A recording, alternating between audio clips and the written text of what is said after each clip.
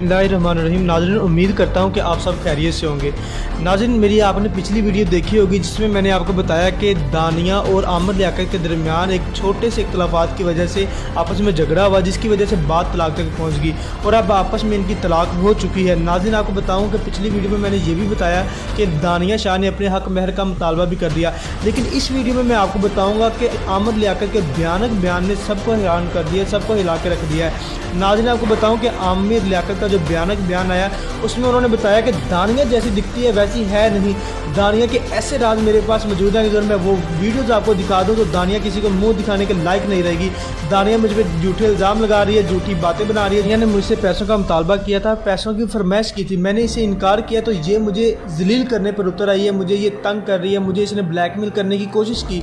नाज़रीन, आपको बताऊँ कि आमिर लियाकत का ये भी कहना था कि ऐसी ऐसी वीडियोज़ पड़ी हैं, अगर मैं वो वीडियोज़ आपको दिखाऊं, वो वीडियो मैं वायरल कर दूं तो ये किसी को मुंह दिखाने के लायक नहीं रहेगी। ये जो मुतालबे कर रही है, ये मुतालबे करती फिरती है।